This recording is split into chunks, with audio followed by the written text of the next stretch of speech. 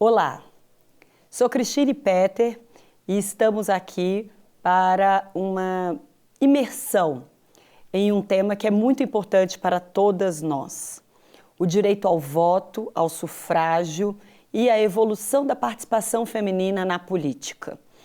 Eu sou professora de Direito Constitucional há mais de 25 anos e tenho a alegria de ser uma das cofundadoras de uma corrente de pensamento muito importante para o Brasil que se chama Constitucionalismo Feminista. Sempre fui professora de Direito Constitucional, minha formação é toda aqui em Brasília, na Universidade de Brasília, fiz graduação, mestrado, doutorado e sou professora aqui do UniCeub há mais de 25 anos. Essa história do direito constitucional das mulheres, do direito constitucional feminista e da participação das mulheres na política me é muito cara, porque aqui em Brasília todas as nossas opções nos levam aos lugares de poder. E foi muito cedo que eu percebi que esses lugares de poder eram ocupados majoritariamente, por que não dizer muito ocupado por homens. Estou aqui para colaborar com a BPC nesse projeto incrível de pensar que lugar de mulher é onde ela quiser e que podemos estar em todos os espaços, inclusive aqueles que até hoje nos são negados, principalmente os espaços de poder.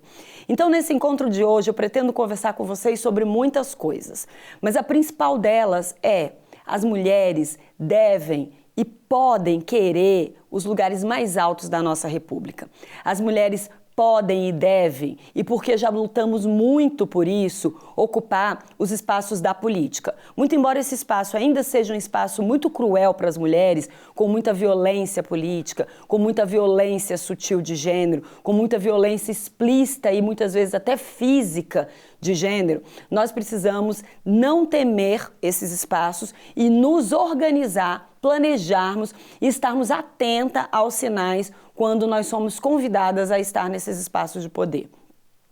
Eu vou falar com vocês um pouco sobre a história do voto, a história do sufragismo, que foi um movimento muito importante, inclusive para o constitucionalismo feminista. Depois nós vamos falar um pouquinho sobre a evolução disso no nosso ordenamento jurídico. Quando as mulheres começaram a participar efetivamente da política, isso não se deu de uma vez por todas e nem está pronto até hoje. E por fim, vamos refletir um pouco sobre quais são ainda os principais entraves para uma mulher estar na política. Por que ainda temos um pouco menos de 15% de senadoras? Por que temos um pouco mais de 15% de deputadas? E esse número talvez não assuste tanto historicamente, porque a gente pensa assim: nós já fomos 6%, nós já fomos 10% e agora estamos em 15%, 18%. Assusta se nós pensarmos no contrário. Pensem que 85% do nosso Senado Federal é ocupado por homens. Pensem que mais de 80% da nossa Câmara dos Deputados é ocupada por homem. E o que isso significa para as nossas vidas, para o nosso dia a dia? Nós que somos mulheres, que já conquistamos o mercado de trabalho, nós que somos mulheres, que já conseguimos estudar, fazer pós-graduações, estarmos preparadas para qualquer tipo de desafio, seja no mercado de trabalho, seja na vida corporativa, seja no mundo da política, porque ainda temos que conviver com esse número tão estrondoso de homens e com a dificuldade de ser mulher, de sermos femininas e sermos feministas nesses espaços de poder. Então a nossa conversa de hoje vai passar um pouco por todos esses problemas. Vou tentar desmistificar algumas expressões. Sei que a luta na política é uma luta bipolarizada e muitas vezes você ser ou não ser, por exemplo, feminista, diz sobre a sua atuação política. Isso não pode acontecer. Todas nós, mulheres, precisamos ocupar os nossos espaços que a gente queira, inclusive desde o lar até a presidência das empresas, a presidência da República, a presidência da Câmara do Senado e entender muito bem aquilo que realmente importa. E sermos feministas é muito, muito importante para a ocupação desses espaços. Então vamos falar sobre tudo isso e eu espero que depois desse encontro, que depois desse nosso bate-papo, a gente possa entender melhor, nos posicionar melhor e ocupar com mais consciência, qualidade e certeza os espaços que não nos são próprios, especialmente os espaços de poder. Então vamos lá.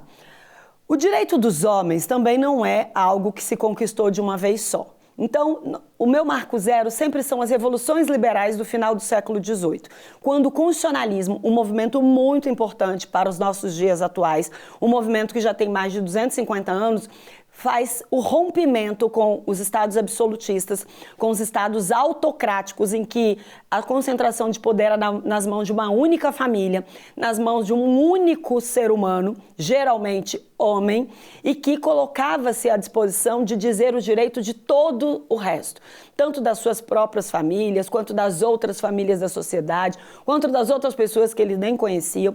O despotismo ou o estado absolutista era um estado de concentração de poder máximo. A organização social e política girava em torno da importância dos laços de sangue, da importância dos laços de amizade que existiam entre os nobres e as pessoas que faziam parte, seja da família do imperador, seja da família do rei, seja da família do monarca da vez. Então isso era algo muito relevante e que se colocava à disposição de um mundo em que as chances não eram iguais. Então quando nasce o Estado de Direito, quando a Revolução Francesa e a Revolução Americana vieram instaurar, através de uma Constituição, a igualdade entre todos e todas, essa igualdade não veio assim para todo mundo de uma vez só. E as mulheres, desde esse primeiro momento, foram excluídas de pronto. Ou seja, direito de voto, direito a ter direitos, direito de ação, direito de voz, liberdade de expressão, tudo isso era facultado apenas aos homens. E não eram todos os homens. Os homens que não fossem escravos, os homens que não fossem imigrantes, os homens que não fossem de outra religião que nem uma religião oficial, os homens que não fossem pobres. Por quê? Porque os homens só podiam votar se tivessem uma determinada renda, que geralmente era muito alta e implicava inclusive o direito de propriedade. Eles só podiam votar se alfabetizados, se não fossem imigrantes, se não fossem estrangeiros, se não fossem escravizados. Então a quantidade de pessoas que ascenderam a primeira leva de direitos fundamentais do constitucionalismo contemporâneo foram muitas poucas pessoas. E essas elites, assim chamamos de elites, porque eram pessoas muito vinculadas à antiga ordem de poder.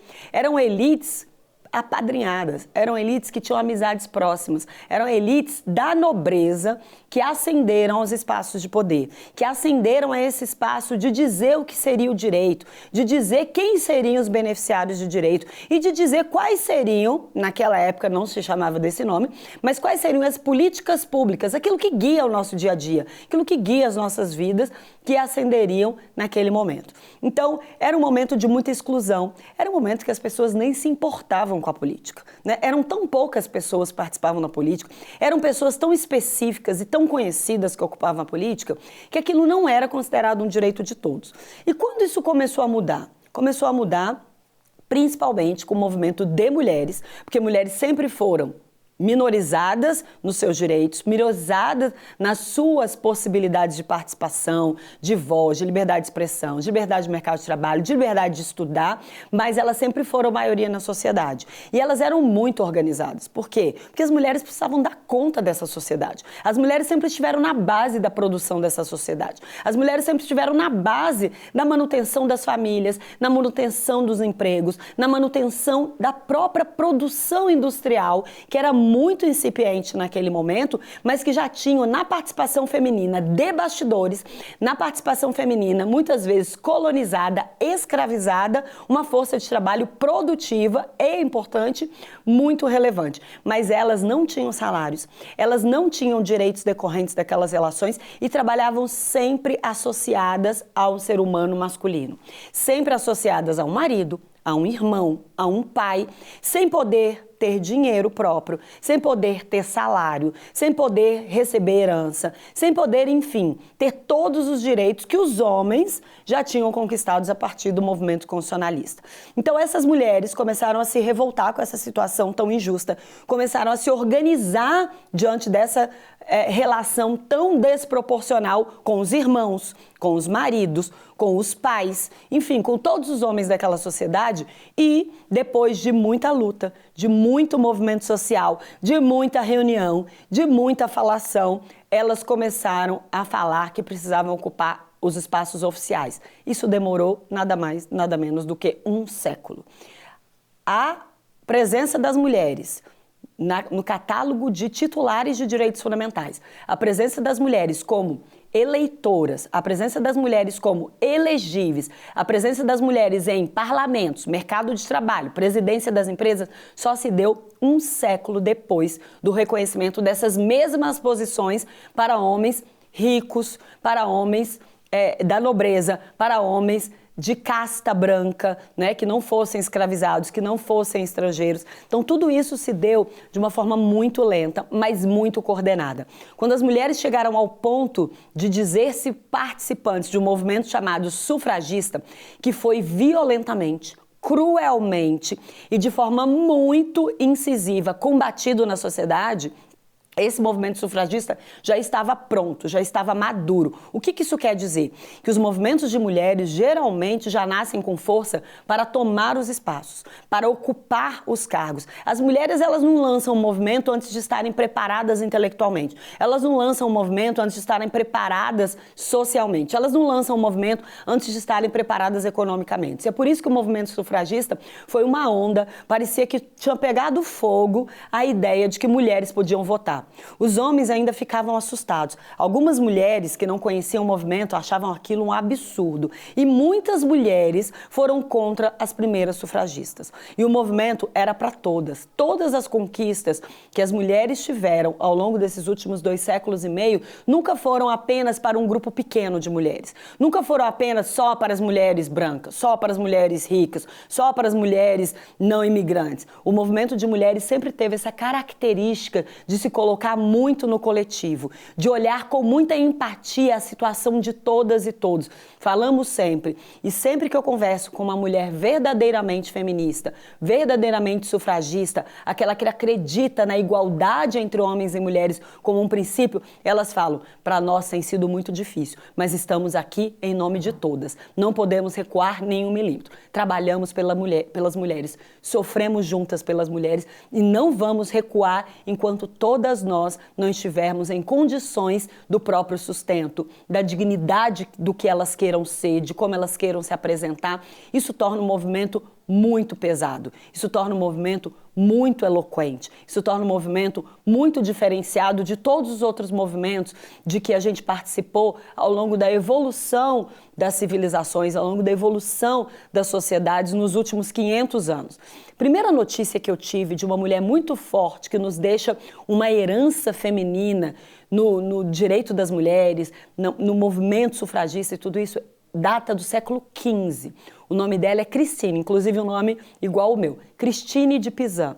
E esse nome deve ficar guardado nas mentes de vocês, porque a Cristine, ela foi a primeira mulher que, ocupando um espaço de escrita, ocupando um espaço de produção intelectual, ocupando um espaço que não lhe era permitido na sociedade dos séculos XIV e XV, ela deixa por escrito um livro precioso, chamado A Cidade das Damas. É considerado o primeiro livro, é considerado o primeiro manifesto feminista do nosso tempo, do tempo em que a escrita é a nossa forma de rebeldia, de que estudar, nos preparar, nos tornar intelectualmente potentes é a nossa principal arma. As mulheres dificilmente vão fazer movimentos cruéis, violentos, guerras para ocuparem os espaços, para ocuparem as posições, para terem finalmente o poder que se acham merecedoras.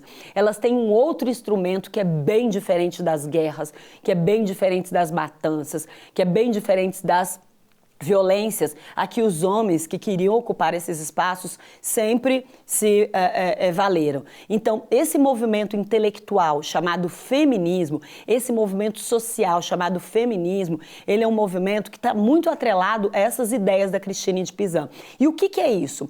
A Cristine de Pizan simplesmente falava: o mundo também é ocupado por mulheres. Muito embora elas sejam muitas vezes invisíveis, muito embora elas não tenham remuneração pelos que ela faz, porque pelos trabalhos que elas realizam, pelos que elas fazem, elas estão ali. Então a Cidade das Damas era uma cidade de reconhecimento dos espaços que as mulheres já ocupavam. Estamos falando do final do século XIV, início do século XV.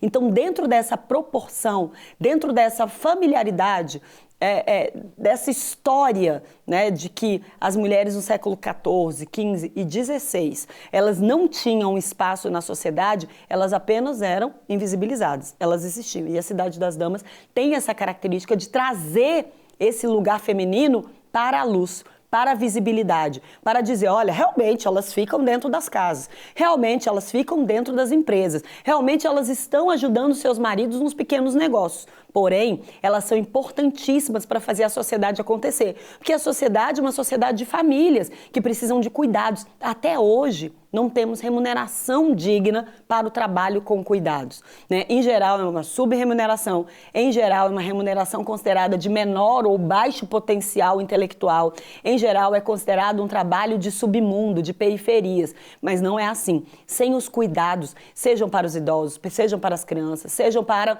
as próprias pessoas poderem se alimentar, poderem e ter uma condição humana digna para exercer as grandes profissões, né? Médicos, advogados, professores, essas são as grandes profissões que acabaram sendo reconhecidas ao longo da história. Mas por trás de uma professora, por trás de uma juíza, por trás de uma política, sempre tem as profissionais do cuidado. E elas precisam ser remuneradas com dignidade, elas precisam ser valorizadas por competências e habilidades que são super relevantes dentro do processo produtivo. O que seria da política se não tivessem os assessores, as assessoras? O que seria de uma mãe de família que trabalha fora, que tem uma empresa que comanda o seu negócio, se não fossem as suas secretárias domésticas? O que seriam das pessoas que trabalham com produção intelectual relevante, como as professoras, pesquisadoras, se não tivesse uma rede de apoio, uma rede de ajudantes para fazer tudo aquilo que não é possível fazer quando você está dedicada a fazer um artigo, a produzir um livro, a dar aulas, a dar conferências. Então, esse tempo da mulher no coletivo precisa ser visto e valorizado. E isso é o feminismo. O feminismo é um movimento que diz: todos os trabalhos devem ser remunerados com igual dignidade. Não é porque tem uns trabalhos que são mais realizados por mulheres e outros mais realizados por homens que o trabalho dos homens deve ser valorizado e o trabalho das mulheres deve ser subvalorizado. Não é porque hoje no mercado de trabalho, se fizermos estatística, nós vamos reconhecer no mercado importante de trabalho, naquele dos chefes de cozinha, dos médicos mais famosos, dos advogados e engenheiros mais bem-sucedidos, a posição majoritariamente ocupada por homens, não quer dizer que não tenham mulheres capazes de ocupar esses mesmos espaços. Em geral, elas estão em outras posições sociais, como mãe, esposas, cuidadoras inclusive dos pais, dos filhos pequenos, e elas não podem estar nesses lugares que ocupam uma quantidade de horas por dia que ela não se sente confortável de fazer. Por quê? Porque o patriarcado, a sociedade, a cultura fez com que a gente precisasse segurar muitos pratinhos, fez com que a gente precisasse estar à disposição de muitas coisas. E o feminismo vem para dizer: podemos e devemos jogar um jogo diferente. Podemos e devemos entender que todos os espaços são iguais, desde que os homens também aceitem ocupar esses outros espaços. Desde que os homens também ajudem no trabalho doméstico, desde que os homens também queiram cuidar dos seus pais idosos, queiram cuidar dos seus filhos pequenos, desde que os homens também entendam que o lugar de mulher é onde ela quiser e não fiquem numa luta desigual, numa luta cruel, numa luta injusta com as suas colegas de trabalho que querem estar nos mesmos postos que ele. A violência política de gênero é um mal tão cruel, é um mal tão violento, porque ela ocorre exatamente naquele espaço que a mulher já tem consciência de que ela pode ocupar o espaço de poder.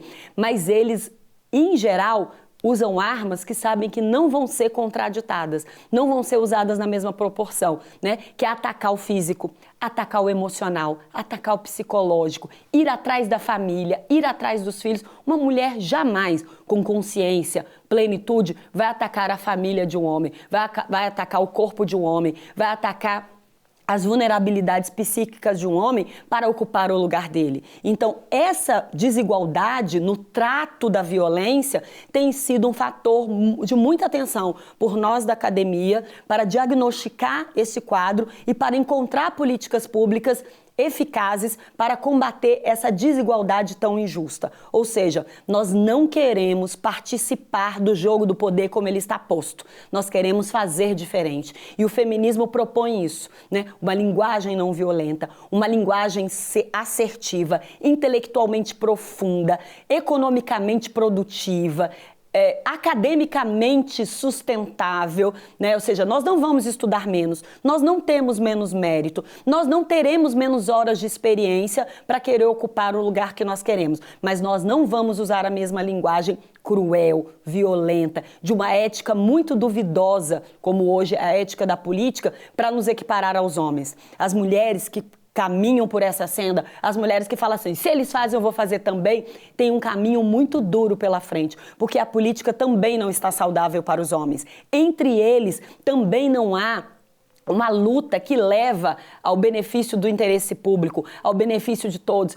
Todos esses elementos que nós estamos rechaçando, que nós estamos lutando contra na política, como é o caso da corrupção, como é o caso da violência física, quantos homicídios acontecem por conta da política, e agora, por que não dizer, porque começamos a olhar para isso com lentes de gêneros, quantos feminicídios não acontecem por conta da política. Então precisamos olhar para esses dados, precisamos olhar para essa realidade e falar, não queremos mais isso. E é essa a proposta do feminismo, é essa a proposta de falarmos, queremos a igualdade entre homens e mulheres, mas não queremos nos igualar pelo que há de pior. Nós não queremos nos igualar fazendo ou cometendo os mesmos erros que os homens cometeram até agora. Nós queremos fazer diferente. E é isso que tem incomodado muito. E o direito ao voto tem a ver com tudo isso que eu estou falando. Tem a ver com você entender, em primeiro lugar, que o movimento feminista é o único que nos coloca à disposição de uma igualdade material, de uma igualdade real, de uma igualdade concreta. Feminismo não é o contrário de machismo. O contrário de machismo é o femismo. O feminismo, ele é um movimento que busca uma coisa muito simples, igualdade material e formal. Essa já temos bastante avançado no Brasil, a formal, mas a material estamos longe de casa. E é isso que o feminismo quer, igualdade material e formal entre homens e mulheres, tal qual está escrito no artigo 5º, inciso 1º da nossa Constituição, que homens e mulheres são iguais em direitos e obrigações nos termos desta Constituição.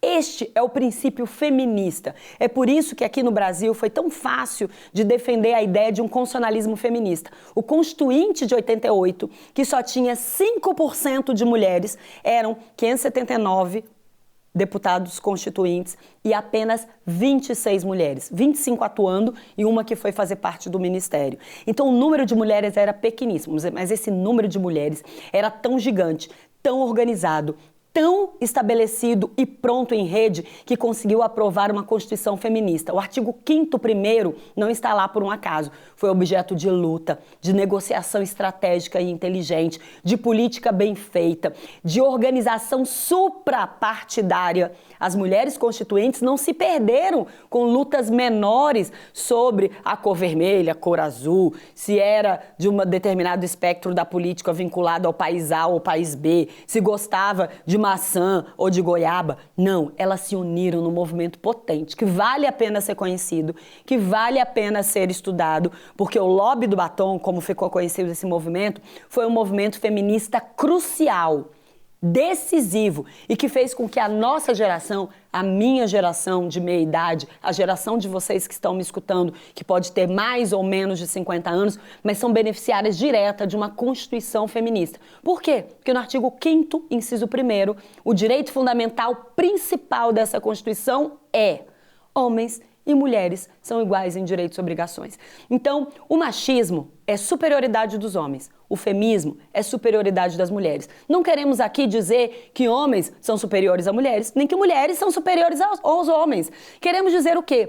Que ambos os sexos, que todos os gêneros, que todas as pessoas desse país são iguais em direitos e obrigações nos termos desta Constituição. Não queremos mais direitos do que os homens, não queremos mais deveres do que os homens. Queremos apenas viver numa sociedade que cada um possa ser exatamente o que quer ser, que cada um possa trabalhar exatamente com o que quer trabalhar, que cada um possa se manifestar exatamente na linguagem que pode e quer se manifestar. Então, isso é muito importante, diferenciar o feminismo do femismo, que é a superioridade das mulheres. E um outro conceito que apareceu agora, a gente nem tratava muito dele, que ele era tão especializado, tão específico, mas o Brasil anda a galope, né? Então, um projeto de lei que ainda está sendo discutido, mas já está bastante presente nas redes sociais, no imaginário popular, é sobre a misoginia. A misoginia é um traço violento, cruel, eticamente muito reprovável do próprio machismo. É o ódio contra as mulheres. Então, machismo, superioridade dos homens. Misoginia, ódio dos homens contra as mulheres. Isso é criminoso. Isso é tratado na área da criminologia feminista, porque o ódio contra as mulheres gera mortes, gera consequências físicas, gera consequências psicológicas, gera uma violência cruel, sangrenta, que nós não queremos ter na nossa sociedade. Mas existe um contrário de misoginia, a misandria, que é o ódio de mulheres contra homens. Infelizmente, na nossa sociedade, obviamente que existem homens com ódio de mulheres e vão existir mulheres com ódio de homens. E nós não podemos nos esconder disso. Então, é muito importante que os conceitos sejam conhecidos, que vocês entendam por que as mulheres estão lutando no parlamento pela igualdade entre homens e mulheres, pela lei da misoginia, por lutar contra essa linguagem masculinista, masculina, machista. Nós não somos inferiores a ninguém. Nós não queremos ódio contra ninguém. Nós queremos apenas, e o movimento feminista fala sobre isso, a igualdade entre homens e mulheres. E essa igualdade tem que passar pelo direito ao voto.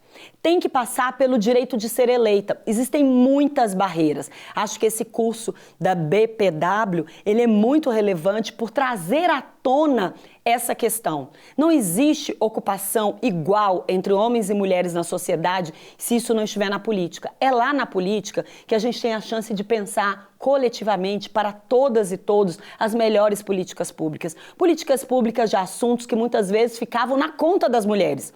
Elas dizem respeito a homens e mulheres, porque cuidar de filhos não é um papel só de mulher, porque cuidar de pais idosos não é um papel só de mulher, porque ele estar à disposição de uma sociedade em que o mercado de trabalho tem salários iguais para homens e mulheres não é um problema só das mulheres, é um problema de todos e todas. E é por isso que nós precisamos tratar desses temas não como temas femininos ou feministas, mas como temas que vão se colocar à disposição e para o benefício de todos e todas. Então, dentro dessa ideia, votar em mulher, apoiar candidaturas de mulheres, estar à disposição dessa igualdade é muito relevante. E a gente precisa fazer desse direito ao voto o principal direito de homens e mulheres, o principal direito do constitucionalismo feminista, porque sem mulheres na política, sem mulheres nos cargos de poder, sem mulheres nas cúpulas de poder dos três poderes, executivo, legislativo e judiciário, nós não teremos essa igualdade que é preconizada no artigo 5º primeiro da Constituição. Falar de igualdade entre homens e mulheres, falar do direito ao voto, da participação feminina na política, das cotas para as mulheres, enfim, de tudo aquilo que coloca uma candidata à disposição, colocar o seu nome, a sua vida, a sua energia produtiva, a sua intelectualidade à disposição de uma campanha política, de um mandato eletivo, é algo muito relevante no nosso país. Isso tem a ver com o constitucionalismo feminista, porque o constitucionalismo feminista é uma releitura do modelo político que é o constitucionalista, incluindo as mulheres e todos os demais excluídos. O movimento que se instaura academicamente tem a ver com professoras e pesquisadoras de direito constitucional que viam suas produções intelectuais, que viam as suas teorias e suas pesquisas invisibilizadas no mundo masculinista, que os homens eram os únicos que estavam, preferidos pelas editoras, publicadas as suas pesquisas, colocadas as suas teorias para comprovação social. Então, as mulheres resolveram se unir nesse movimento puramente acadêmico de início, mas que ganha outros fóruns. A política já entendeu que é preciso entender a Constituição das mulheres. Também, os outros poderes, como o Poder Judiciário, o Poder Executivo, começaram a entender como é importante ter ministras de Estado, secretárias de Estado, para que as políticas públicas possam também ter esse olhar de igualdade, ter esse olhar de paridade, ter esse olhar que não vai dar voz de superioridade nem para homens nem para mulheres, vai tentar equanimizar, vai tentar tornar equidistante essas distâncias sociais, culturais e históricas que homens e mulheres têm quando falamos de política, como falamos de altos cargos. Então, esse primeiro encontro, essa aula inaugural para a gente falar sobre o direito de voto, o direito da mulher participar na vida pública e na vida política com as suas condições intelectuais, acho que é despiciando, é desnecessário falarmos que as mulheres já estão prontas, né? Se formos para as faculdades, tem mais mulheres do que homens. Se formos para as pós-graduações, temos mais mulheres que homens. Então, nós ainda não chegamos em alguns postos, mas o direito à educação, o direito ao mercado de trabalho, o direito à participação ativa nas pequenas empresas, principalmente nos negócios de base e principalmente nas famílias também, uma conquista da Constituição de 88, né? As mulheres puderam ocupar o cargo de chefe de família. Imagine só, as mulheres sempre foram chefes de família, mas oficialmente, no mundo do direito, isso não era um reconhecimento sólido, consistente, expresso. Então a Constituição de 88 também falou, é óbvio que é possível ter mulheres como chefes de família e todas as consequências jurídicas daí advinda. Então, é muito importante que o direito ao voto seja um direito da consciência da coletividade feminina, seja um direito que instigue as mulheres a quererem, filiadas aos seus partidos políticos, lutar por essa vaga não é fácil. Os partidos políticos não são neutros. Os partidos políticos estranham as mulheres na política e há muita violência política de gênero já no momento das candidaturas, já no momento das convenções partidárias, já no momento que as mulheres são colocadas lá como meras laranjas, figurantes de uma política de cotas que falaremos em outra oportunidade. Então, estar à disposição das mulheres, do voto feminino, do constitucionalismo feminista e do próprio movimento feminista em si é algo que deve permear todas as sociedades. Mas no Brasil tem um tom muito específico. As nossas mães fundadoras, as mulheres constituintes, 25 bravas mulheres, inteligentes mulheres, estratégicas mulheres, deram muitas conquistas a todas nós naquele texto constitucional, no texto constitucional que nos rege, naquele movimento chamado lobby do batom, nasce a possibilidade de gerações e gerações de mulheres que acreditam exatamente naquilo que eu acredito, que a minha geração foi colocada a acreditar. Somos iguais aos homens. Podemos ocupar os lugares das nossas próprias vocações. Podemos estar à disposição daquilo que mais se adequa ao modelo de vida que eu quero escolher, ao modelo de família que eu quero escolher, ao modelo de trabalho que eu quero escolher. E essas escolhas, muito embora pareçam orgânicas, naturais e simples, elas não são. Muitas mulheres, mundo afora, ainda têm que ser só do lar, só da escola primária, só das igrejas. Elas não podem ocupar nem cargos de poder. Há muito pouco tempo tivemos países que deram às suas mulheres a licença para dirigir. Ainda existiam países no século XXI em que mulheres não tinham habilitação para dirigir. Então isso é muito grave e a gente precisa entender essa história das mulheres num coletivo não apenas regional, local, mas também global. É preciso estudar as realidades, é preciso nos impressionar com as diferentes realidades no mundo sobre a condição das mulheres, sobre a condição política das mulheres e aí perceber vários dados. Numa outra oportunidade eu vou conversar sobre vocês, sobre os dados específicos da mulher na política. Qual é a posição que o Brasil ocupa nisso? Como estamos em relação à representatividade feminina? Por que é importante termos mulheres nos parlamentos? Por que é importante termos mulheres nos órgãos de cúpula, como é o caso do Supremo Tribunal Federal, que só tem uma ministra, né? Então, como isso afeta o dia a dia das mulheres, o dia a dia das empresárias, o dia a dia das mulheres batalhadoras? O Brasil sempre teve, principalmente nas classes das mulheres menos ricas, das mulheres menos abastadas, uma mulher muito trabalhadora, uma mulher que ocupou e ocupa o mercado de trabalho principalmente informal, porque as trabalhadoras domésticas tiveram reconhecimento de suas profissões com direitos trabalhistas e ainda direitos trabalhistas menores, né? Durante muito tempo as mulheres não tinham esse reconhecimento. E é exatamente por isso que é super relevante, super importante nós estarmos à disposição dessa questão, da questão de que somos todas iguais, independente da classe social, independente da cor da pele, independente da intelectualidade, independente da forma de vida, da religião, enfim, de tudo mais. Então, neste primeiro encontro, gostaria de deixar marcada essa posição. Sejamos todas feministas. Temos que querer todas sermos iguais, umas entre outras e entre os homens. Mas essa igualdade não quer dizer que somos efetivamente iguais. Nas nossas diferenças, vamos nos respeitar com as nossas diferenças. Sermos iguais é também entendermos que estamos em posições diferentes. E nessas posições, precisamos sempre elevar umas às outras. Aquelas que não têm condições de chegar, devem poder chegar. Então, fazer projetos que coloquem meninas e mulheres em condições de vulnerabilidades, em condições conscientes de dignidade para ocuparem todos os espaços. Educação jurídica. Dar oportunidade de mercado de trabalho para as mulheres que de alguma forma foram marginalizadas e excluídas. Estamos sim falando de mulheres presidiárias, estamos sim falando de mulheres que por algum motivo estão marginalizadas, né, em trabalhos que a própria sociedade considera indignos. Estamos falando de prostitutas, estamos falando de mulheres que muitas vezes não ocupam os seus espaços porque, seja a religião, seja as próprias famílias não deixam. Aqui no Brasil isso é menos comum, mas em outros países isso é bastante visível. E nós não precisamos ser mulheres só de um lugar de fala. Podemos ter todos os lugares de fala e podemos estar em todas as posições que queiramos. Então, neste primeiro momento, o constitucionalismo feminista e toda essa posição que o Brasil já ocupa por conta das nossas mães fundadoras e da nossa Constituição, que é feminista, podemos sim, com direitos e leis a nosso favor, ocupar todos os espaços de poder. E é isso que eu espero, que vocês se animem a entrar na nossa onda, no nosso movimento. O meu é puramente acadêmico,